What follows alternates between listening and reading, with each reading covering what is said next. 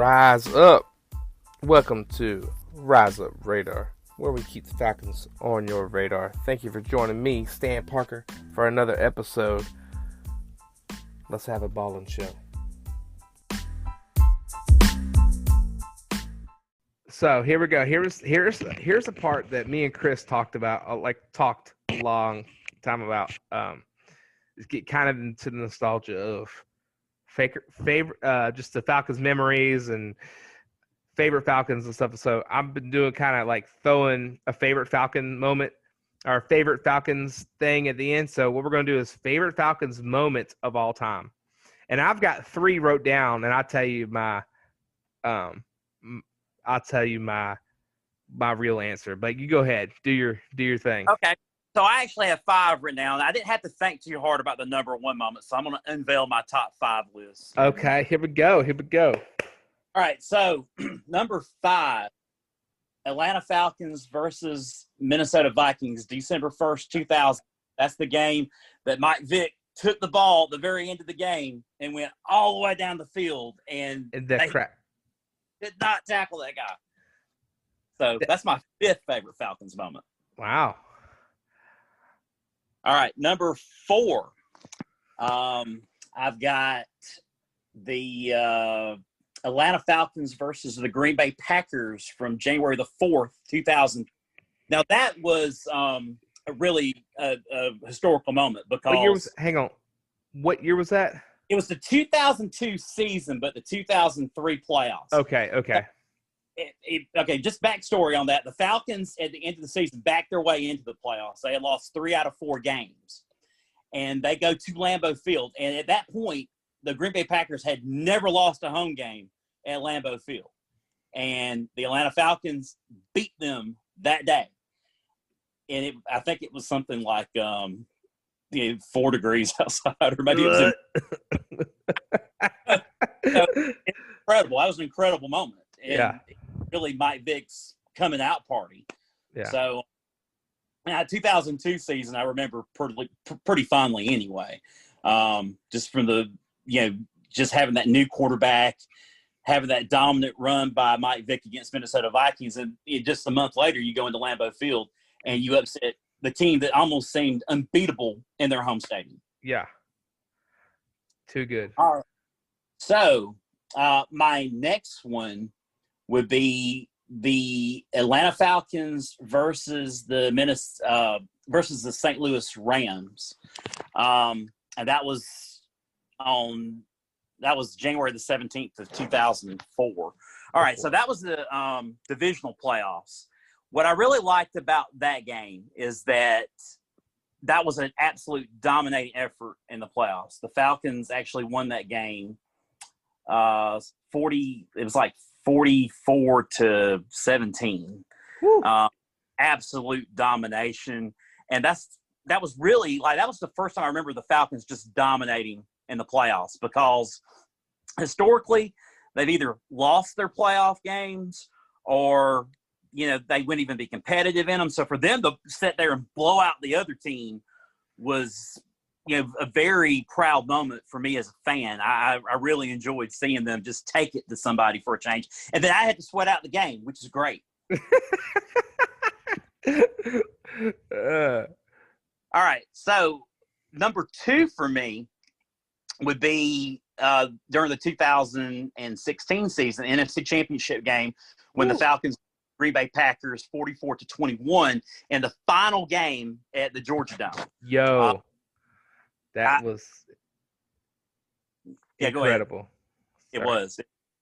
So it was a great way to close out a building that, I really didn't think needed to be torn down anyway, but, they had a new stadium, so they tore it down. But it was an incredible game. The Falcons got up early. The Green Bay Packers were pretty much done by the half, and they spent the rest of the game. They scored some points there at the end, but they were getting on. And in fact, that really, that was a record-setting year for the Falcons offense. They had the number 1 offense in the league that year, but their defense really wasn't that great all year, and they absolutely dominated in that game. They dominated, and that was the difference maker. I love that. That's a fun game. That was a fun game. Very fun. And then my number 1 Atlanta Falcons moment of all time is January the 17th of 1999, 30-27 game that Morton Anderson won on that last second field goal. Yes. That was awesome. Bro, show. What a woo! That just gave that list just gave me goosebumps, brother. Yeah. That was a good one. And here's the crazy part, that at least one of yours made my list too. The only one overlapped on my list. So, are you ready? Here we go. I only got 3, so we'll count them. We'll count them down. And these are all like, see, you went, I think, statistical, like, stuff like that. So these all connected to like my personal life. So that Okay. I kind of went with a different strategy there. So number 3, last game of the Georgia Dome, beating Rodgers. Like you said, in my favorite clip of that game is Rodgers sitting on the bench talking to his offensive lineman, looking around at the crazy Atlanta Falcons fans just chewing on their neighbor's shoulder, just frothing at the mouth. And he says, they're really hard to beat at home. We need to get one of these in our house. And I was like, you dang right, Rodgers, get out of here. Rodgers. Yeah.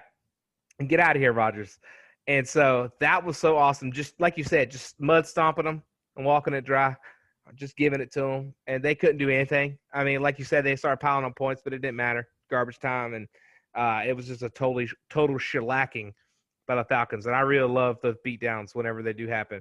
And I remember Vic Beasley had a game against the terrible 49ers where he had it's ungodly. He had 4 sacks in the game and a forced fumble and a return and all that stuff. That was like a 48-point shellacking too. I really enjoy those. But that didn't make the list. All right, so that was number 3. Number 2 was, I think it has a lot to do with what the opponent is too, because if it's like divisional, it's like a more emotional for me. But Julio's 300-yard game against the Panthers. Or no, was it against it was against the Panthers. And he got somebody fired. Matt Ryan went for 500 yards, and Julio had 300 yards in that game and got a corner cut the next week. They showed up, like, hey, you played really bad. You're fired. So I thought that's one of my favorite, fond, memory. Like, if it's on, YouTube suggested, I go watch those highlights. Okay. Every time. And so, and my last one is September 26, 2016, Deion Jones pick 6 in New Orleans, his home stadium. He had never been to that stadium. He was a rookie, and it was, what's that guy's name? It was the night they were celebrating one of their hallowed, now I'm drawing a blank. I had it all in my head, but it was a special night for them. And Drew Brees was just marching it down the field, was going to go put the game away. And Deion Jones gets a tip ball and takes a pick 6 down to the end zone. And that game will be forever etched into my mind. I remember jumping up and down in the hospital. My oldest son, he is obviously 4 now. He was 3 days old. We had just got done. He was getting better with jaundice. So he did not have to go into the jaundice light, and he was able just to be free. And he was, tiny. You could hold him in your 2 little hands, And I remember I got a picture of him in a Falcons onesie and a Falcons hat, me and him watching the game in the hospital. Deion Jones hit that pick 6, and I had that picture framed in my house. It was a really cool moment. He was 3. Obviously, he'll never. Dear God, I hope he doesn't remember this first 3 years of his life and everything else trauma that happened to him. But that was a really special moment for me, as a proud dad and a proud Falcons fan, and just it's a really that one hits home for real for me. So. Oh yeah, I can see that you went the rivalry route. Yeah. New and Carolina Panthers. Okay, yeah, I like that too because those are both great rivalries. Yeah. All right. So then I got a bonus question for you. Okay. So like I know um so I know you like work security in there for a little while. I don't exactly know the deal with that, like how often or how long you've worked security, but what was your favorite like best moment like working in security with the Falcons? Did you have any interactions that were funny or Well, I always had interactions that were fun, but since it was talked about on the last podcast that you had with Chris, moment that it was 2004. I know that Chris didn't have all the details, but I'll give them to you right now. So in 2004, I was working security out on the field, and I was on the sideline, and I was just looking to the crowd. And then all of a sudden, I feel this hand behind me, and I turn around, and it was Matt Bryant. And at the time, he was kicking for the Tampa Bay Buccaneers. And he sits there, and he cusses at me, and he's like, "Move the F out of my way." And he shoves me to the side. he puts hands on you, he touched you? Yeah, so I was like, "Whoa, dude! So what is up with this?" So I admired the guy's NFL game. He was a great kicker, but he was just, he was a douche that day. Wow. So that was probably my most interesting. But I got to meet a lot of the players. I haven't worked security in a long time. Probably the 2008 season Okay. was Matt Ryan's first year, but I had some really good times working security. But it got a little bit tiring after a while. Like I went mostly to watch the game, but then there's so much work before the game and after the game too. So it ends up like taking up your whole Sunday. And I decided I would just rather take up my TV time 3 hours on Sunday, and that's it. Yeah, and you watch in your underwear with your own popcorn. Yeah, that's the best. Well, that's awesome, man. I don't have any. Obviously, I don't have any stories like that. So, but anyway, I think that's about. Oh, I have another question. I have another bonus question for you. I got it wrote down right here. All right. If they miss the playoffs, do they find a new head coach? I don't see any way that they can't. I mean, they really should have last year, but they didn't. They're giving Dan Quinn one more opportunity. I do think he has to make the most to keep his job. I mean, he's not going to keep it if they don't make the playoffs. But then again, I don't know. Arthur Blank seems to really that's what I'm going to say. Dan Quinn, and he definitely likes Thomas Dimitroff. I think Dimitroff should have been gone a long time ago. Even, not just last year, but I'm all the way back in the Mike Smith days. To me, Mike Smith was probably the best coach that the Falcons ever had as far as the head guy.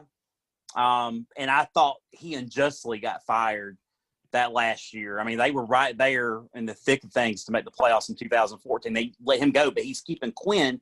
And why is he wanting to hold on to Quinn? Like, I haven't really seen anything other than that one season that Dan Quinn had where the Falcons went to the Super Bowl. I haven't seen anything since then. I think he's close to being 500. I don't know. Yeah. I don't know what Smith's record was. I thought it was interesting that Smith got axed. They cleaned house except for the general manager.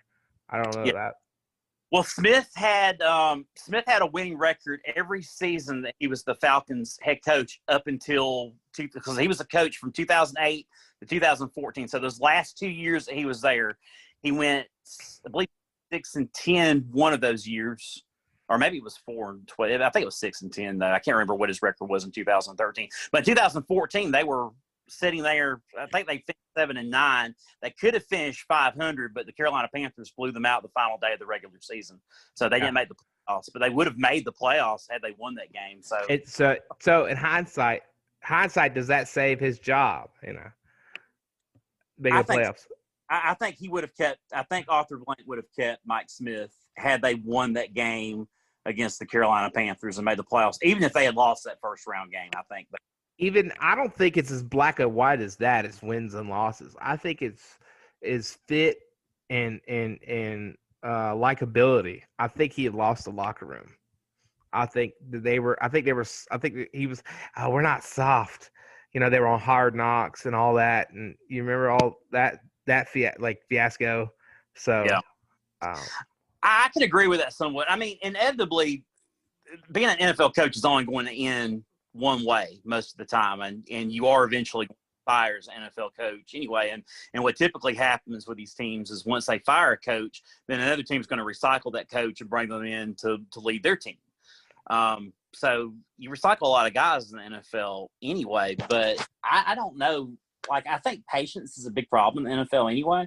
Yeah. I'll tell you, the franchise that I admire the most in the NFL is the Pittsburgh Steelers. They have always stuck with the same guy, and they don't fire a coach. And, you're going to have, in a sample size of 10 seasons, you're going to have some losing seasons. You're going to have some lean years. But there's a lot more good with the Pittsburgh Steelers than there is bad. I think they've had like 3 coaches in their existence, maybe 4. Yeah, well, just over the last 25 years, they've just had Bill Cowher and Mike Tomlin. Yeah. So that's nuts. And so, like, I think that's unfair too when we're talking about, like, when you talk about Matt Ryan and what Matt Ryan isn't. That if you just look at the coaching carousel that he's been involved with, so was his rookie season 2007, 2008? No, 2008. 2008 was Matt Ryan's first. So 2008. So like the amount of offensive coordinators he had and the amount of head coaches of all, like, what he's trying to learn a system, because it takes at least 2 years. I don't know if it takes 2 years, but like it takes a little while to get used to the, like, I don't know. I feel so bad, not feel bad for Matt Ryan. He's making $128 million. So I don't feel too bad for him. But, like, I wish that they have not wasted some of Matt Ryan's talent on trying to figure out. I wish they had the system in place of finding the stable care. Because remember Bobby Petrino, and that was a little before. But, like, still, like, it was a lot of, like, who's this guy? Who's this guy? Who's this guy? So, I don't know. I think that plays a lot, like you said, continuity plays a lot into it. I think you mentioned something earlier that I wanted to ask you about. I totally forgot about it. I got to start writing some down, brother, because you start spitting hot fire, and I'm like, ooh, I'm going to ask him about this. We're talking about the end of the podcast. Are you going back to the draft, or is this something different? No, it's with the coaching. All right, so if Dan is fired, and we're going to play if game here, because you know what? It's a podcast. This is what we do. So, are you going to offensive-minded head coach or a defensive-minded head coach? I think, considering the resources the Falcons have and the talent that's on the field, you would want to go with an offensive-minded head coach versus a defensive-minded head coach. What you want to do is get a really good offensive-minded head coach, but you want that really good offensive-minded head coach to hire a really good defensive coordinator. Yeah, for sure. All right, good deal. And then the last question I have, I'm just like spitting just questions at you. You just keep the answers coming, brother, because we're smashing this thing. You know what? We might even save this in-depth look at this one. We might could do a podcast in its entirety on this. But is the Georgia curse real? I kind of think it is. I mean, if you look at what's happened, I mean, and this is amongst the bigger programs. I mean, you've had Atlanta United win a championship. But the Braves won in '95. Yeah, that's now the first round of the playoffs since 2001. Yeah, so there's that. The Falcons lost the Super Bowl almost the same way that the Georgia Bulldogs lost the national championship game. Had a big lead at the beginning and blew the lead. So, yeah, I kind of think it might be. Dude. I hope it kind of seems that way. Yeah. All right. So we're going to end on a positive note. What's your record prediction? What is it? Like you said, you had a ceiling. I'm not saying you need to like make a prediction like, oh, this is the number, but give me your thoughts on what you see the record being, and I'm gonna pull up the schedule while you're talking. Well, I'm gonna go. I kind of want to look at the division, kind of to determine what the records are going to be, because I feel like New Orleans is aging, so they may not be as good as people think they will be. Tampa Bay, I mean, they have Tom Brady, but are you getting the real Tom Brady who's been in New England all these years? Oh, probably. They signed Leonard Fournette recently. Yes, I saw they signed him today, Leonard Fournette. That's what he's talking about. team too. So I was like, I need him to. We were talking about that the other night. Like, should I draft Leonard Fournette? I'm gonna take the chance to do it. Then the next day, Jacksonville literally cuts him, and then he's in Tampa Bay. I was like, wow, someone got. Good to see as a team. Carolina's probably just going to be rebuilding at this point. I mean, I think they made a good offensive coordinator hire. Matt Rule's got some NFL experience. He was a head coach at Baylor last year, but they're probably rebuilding right now. So I think the Falcons could definitely make a run at the playoffs based on the division. It's a matter of can they put a good record together outside the division. That's with me saying that without having the schedule in front of me or anything. All right, here we go. I got the schedule right here. So we're just going to look at the first 4 games. All right, 2020 season schedule. Boom. So we're going to open at home with Seattle. And then we're going to go to – that's the preseason. Wow. Okay. Here we go. Seahawks at home. Next is going to be away against the Cowboys, at home against the Bears, and away at the Packers on Monday Night Football. It's a rough start. That's a tough schedule to start off the season. The Cowboys, you don't really know what you're going to get. They have a new coach as well. They got Mike McCarthy as their head coach, who I'm not crazy about either. I really felt like that he did not have a very good a run in Green Bay compared to what he could have had because – he had Aaron Rodgers. I feel like Aaron Rodgers probably should have 4 or 5 Super Bowls right now if he had the right coach, and he did not. So that's kind of I think McCarthy's better than Jason Garrett. Yeah, I think that's a huge improvement. Yeah, it's a huge improvement. And I think they are probably one of the most talented teams in the NFL as well. I like the way they've drafted. I think they've got some really good pieces. So if McCarthy can do something with that team, if he really is a big improvement, then that's going to be a dangerous game going to Dallas. But, there is the fan element here too. I mean, he's going to have fans in the stands. Is the piped-in crowd noise going to make a difference in these road games? So that's kind of like your X factor too. I don't know. Yeah, so there's a list of – I don't know how I'm not going to go pull it up, but there is a list of – teams that can have 20% capacity, 10% capacity. And I think it's all by team. And the Falcons don't have any for the first month. I think Atlanta United and the Falcons have decided against, Kansas City Chiefs, I think, have come out and they're doing some kind of pod system. But, yeah, like you said, the crowd noise. Am I correct that the Falcons got in trouble for crowd noise? Yes, they I think it was like 2-3 years ago, they had piped in because the games really weren't selling out. They had piped in a little bit of extra crowd noise, and they got fined by the NFL. And I think they even lost a draft pick over it too. That's what I remember. I remember them losing a draft pick. So we got all right. So at home against the Seahawks, I think they can win that game. Yes, I would agree. I think they just because of I think if the running game's better against their team, I think the Falcons can win that game for sure. All right, so now we're at Cowboys. They're going to be Dak Prescott. As much as I crap on him, with Mike McCarthy, and Zeke Elliott. They are a formidable team. I don't think Dak Prescott's that good of a quarterback, but Zeke is that good of a running back. I like Dak Prescott. I just think that he had that really good rookie year, and he hasn't been quite as good since then. But I think part of that has been the coaching that's been around him. So if somebody can come in and develop him better, like Dan Mullen developed him really good. And as much as I do not like the Florida Gators, I still respect Mullen as a head coach. He's a great developer of quarterbacks. He taught Prescott everything that he knows as a quarterback. I mean, nobody Prescott was going to be this elite NFL player or even really a good NFL player, and he's actually proven everybody wrong. So I do like Dak Prescott. All right, we can agree to disagree. We can bring that Sure. up we can bring that up on another episode of Sure. We'll play a game called Would You Rather, and then you would say, would you rather take Matt Ryan or X name? We're gonna play that game next time. Sure, we should do it the day after the Dallas Cowboys Atlanta Falcons game. Wow, boy, Todd Brooks, you sassy tonight, man. You good? You've been drinking like Benadryl or something? You all right? No, I'm good. Jeez, you get sassy on me. Okay, here we go. And then so the Cowboys, tough game. I think, it's a way that could definitely see that going south. But the Bears, I think they could beat the Bears. I'm looking at this.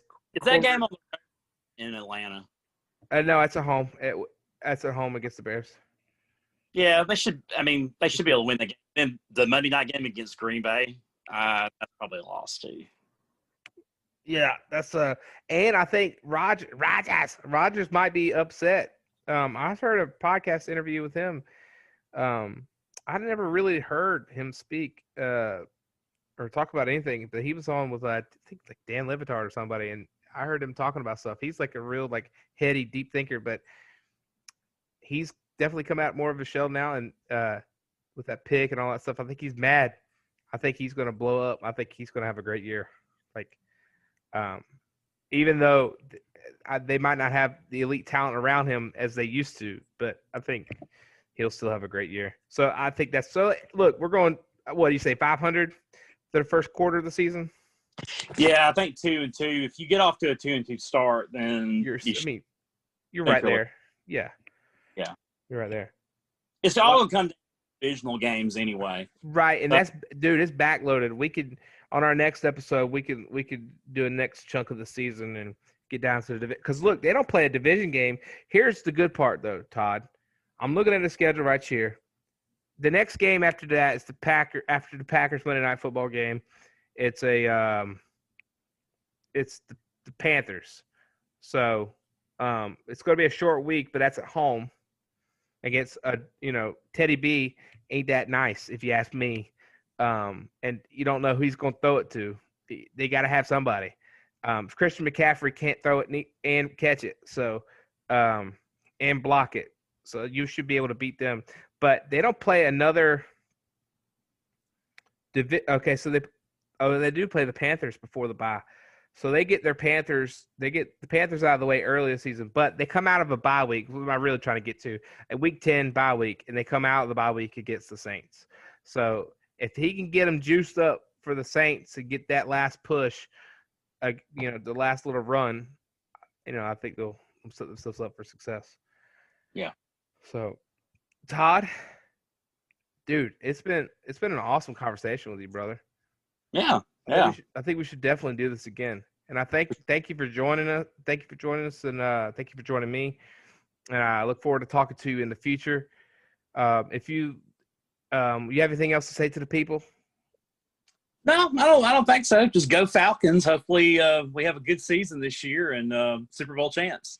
Man, I sound okay. When I get on these things, I really am an optimistic person, and I really enjoy watching the Falcons. I sound really critical about everything, and I sound really negative, but I'm really bullish on some things about the Falcons.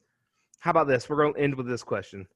What are you the most optimistic about the Falcons? What are you the most excited about for the Falcons?